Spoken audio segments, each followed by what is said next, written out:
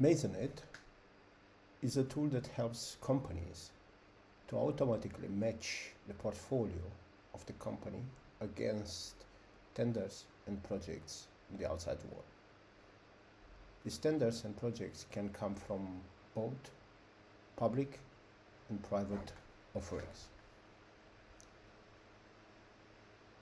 The product is structured as follows. It has an area with a dashboard, the leads, being them tenders or projects, depending what the customer needs, the portfolio with the products, services, or skills, and the documents. On the other side, we are having a lot of settings related to the vocabulary, which can be added terms or removed terms, the portals, which can be public, private, paid, or project market, the user settings related to the user info, the filters, the common procurement vocabulary, the zip codes, the taxonomy, and the way how the data can be exported, the company settings with the company info, the general settings, the company users, and the lead status, and the help and support area with the feedback and product features. In the center, we are having an area with the filters, and the user can define its own filters based on different criteria such as status of leads, type of leads, leads with recognized terms, CPVs, zip code, portfolio, expired leads, so seeing the archive with the contract winner published, the publication date. And in the middle, we are having the leads, being them tenders or projects, depending on the what the customer chooses. There are also an area for customer support, changing languages. Masernet is provided in English, German, Dutch, French, and Spanish. Dark mode, and the user area. Also, there is a powerful search which covers leads, products, services, skills, and documents. And there is also a quick search for the leads shown. So, how is Masernet working? There are two types of customers that we are having. The large and medium companies receive from us a tenant. The tenant gets the name of the company. For example, if the company would be Google, then it would be google.masernet.com. These companies receive from us an automatically filled portfolio. The portfolio can include products or services, or if the case is, skills. The products and services and skills are taken automatically from their website or via an API. We have companies with more than 14,000 products that we have integrated, and these products are coming into Masernet automatically via API. We use this data to create a specific language model for the company. This way, Masernet is acting every day in the name of the company to find out the tenders or projects in the outside world that could match their portfolio. These are automatically suggested. So as you can see here, there is a suggestion lead switched on. But the user can also select my leads or all leads. If all leads are selected, then basically all the leads in Masernet can be seen. The same applies for the project. If the user wants to see projects, then they will see the project. So here you can see the projects that are currently available and that are matching the portfolio of Masernet. However, as you can see here, in this area, the skill is 0 because we didn't have added any skill for the Masernet tenant. There are many other information available. There is a description, so basically the information that we are taking over. There are the terms. here. So what is the criteria that has been used to match? There are the documents, which for the project is usually not available, but for the tenders you can find it quite often, depending on if the user, if the contractor has provided this information and this data is already available here. Also, the companies can add their own documents here, so they can manage the documentation for the tenders inside masernet. And there is also the possibility to get portfolio suggestion based on the matching between the service and what masernet in this case is providing, but specific tenant in the other case is providing. So as you can see here, there is a matching between the service firewall management provided by our demo tenant and the requested server for proxy and firewall 2025. The users can perform many actions with one lead. So there is this area where they can see the lead. They can also click directly here and get directly to the tenant. So this is here. This is from UK. But of course, I can select and say at all the time from which countries I want to have it. Here I have all the countries because it's a demo. But I can say, for example, that I want to see only the tenants from Germany. And in that case, I will deselect all the other countries. Let's say, for example, I'm active in the DACH region and in the United Kingdom. Then I would select these ones, and if I go here, then I'm having them here updated, so you can see the tenders in the UK, for example, have been also added, and there are many other more. Yeah. So we are having about 40 matching leads. I will adjust it back. I remove just the UK in order to stay, for example, only for the German market and the Austrian and Swiss market. So currently, after the update, there are actually less than 10. They are all in German. As you can see, the machine is, in this case, having the model automatically translated, so it is understanding several languages and is language agnostic. It is working basically the same for the project. If I come back here to the tenders, and let's say I'm going to the documents, we are having different things in development, but that can already be used by the user. For example, here, if let's say I want to find out, but here is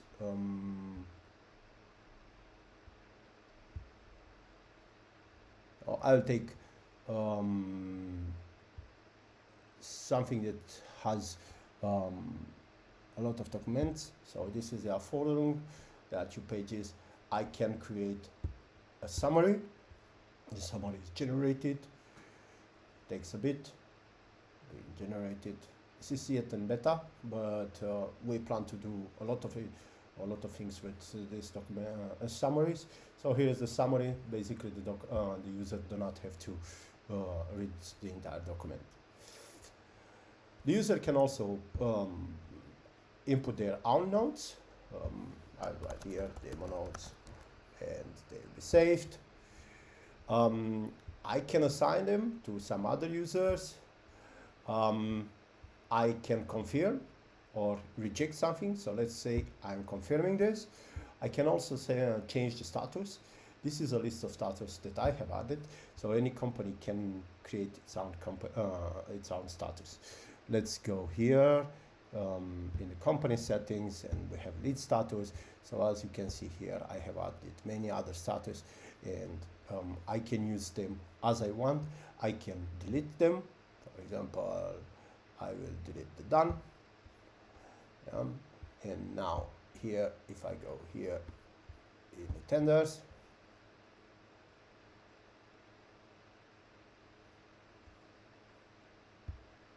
done is not anymore shown. The management can be done also in a Kanban dashboard. So everything you have seen can be managed in the Kanban dashboard. I have all the status that are specific to my company. At the end is the list of the rejected ones, but I can, for example, take this one and put it into the qualified. And let's say I have worked for this qualified one and I have sent the quotation, then I put it here. And this way I can modify and adjust everything. This list can be exported, so if I click here, I can export it here, or I can select what should be exported. So basically, if I'm selecting here, I'm saving this for future exports, and now an export is performed. Okay. The export has been added into the system, into the database. So I'm having duplicate, sorry.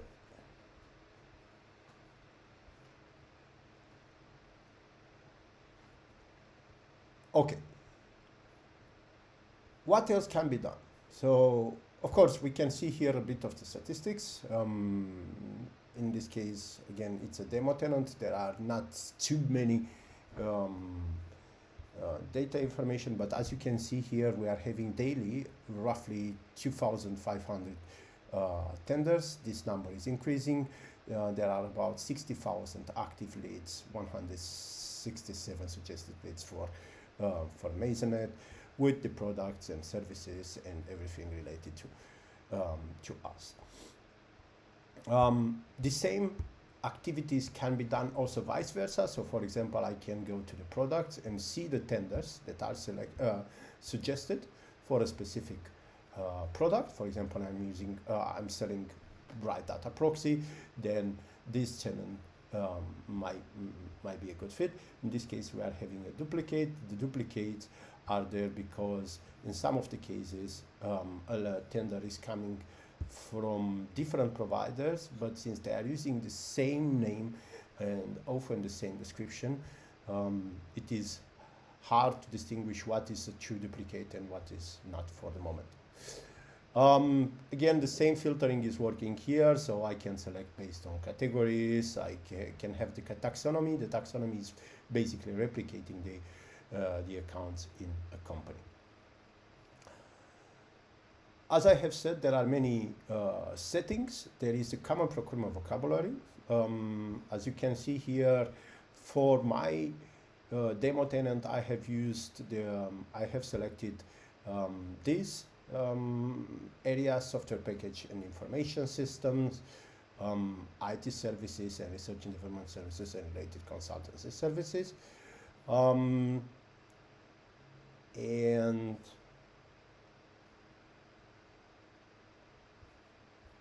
yes, they can be selected here. We are having the filters. I can set my default filters here and they will be loaded all the time. I have the user information. Basically, I can get the notification by email. I can select the countries for which I'm active. I can add the zip codes where I'm interested. So for example, I'm in Germany. I'm responsible, let's say, for the area, for the free area. Let's see if we are having anything. So I have this, and if I go into the tender list, now it's selected.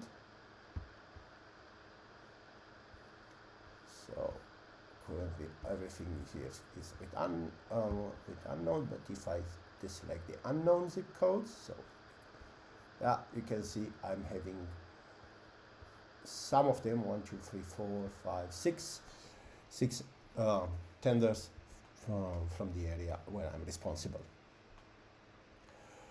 You can see here also the CPV, so why they have been shown. Basically, I can see the suggested leads, but I can see also the CPVs, and if I go here and I do like this, then it will look also automatically on this, and now I'm having only two, no, I'm having 5 instead of 6 tenders which are matching to my needs. I can save these filters. I can say, okay, yeah, and now the settings that I have done are shown here. And yeah, we are having the taxonomy. So basically, I can say in my company, I'm responsible only for the cybersecurity, but I'm responsible for all these accounts. In this case, the products, I can show to you. We go to the leads. Sorry, I go to the products.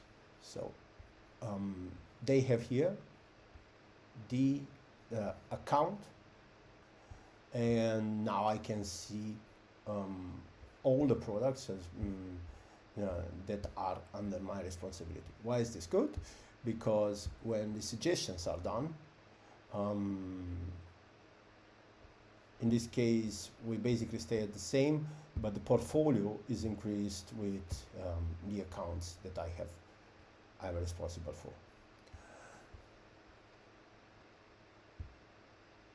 Furthermore, we can export the data. So as you have seen earlier in the Kanban dashboard, I can see here all the data. But what we can do is also have some custom fields. So one custom field is the offered price, but I can say, okay, for everybody in the company, I want to have a custom field that should be shown everywhere. Let's say we put it reason for loss not participating. So I will add a color for it. Let's say I like this color. Okay, and then I'm submitting it.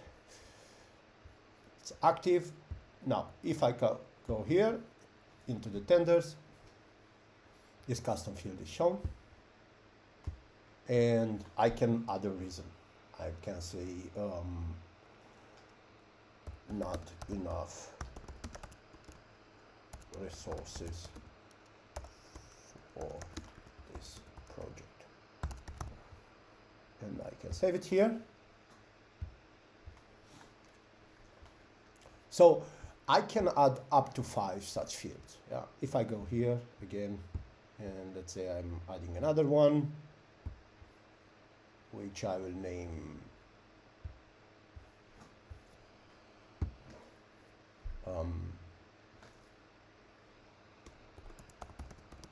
negotiation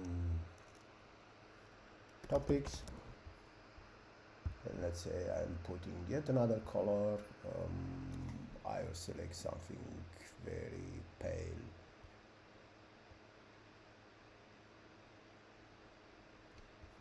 Okay, so I'm putting this green. It's here. If I go here, you can see that this field has been added here, so I can add and change all the time.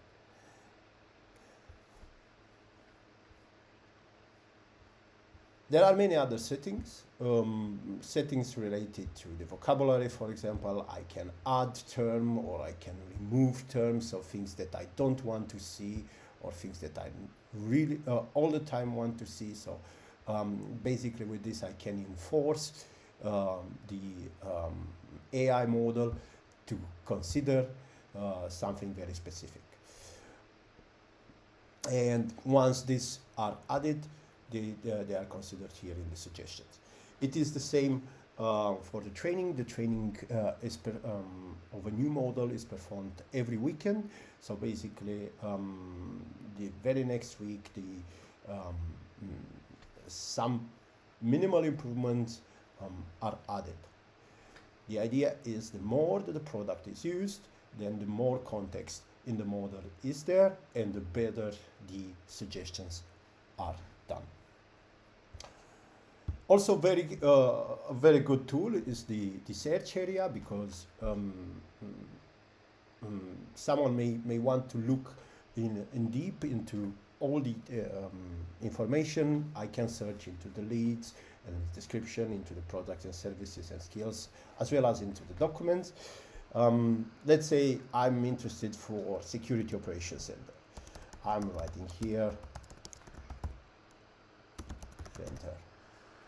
So now, as you can see here, I have found 4 tenders and projects in these countries where I am responsible.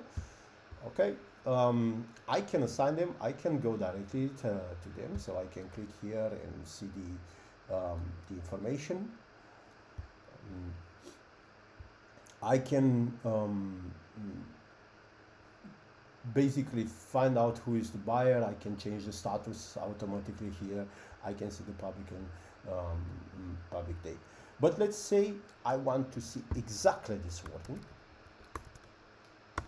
Then I can enforce this. In this case, we are having only 2 left. So earlier we had 4, now we are having only 2 left.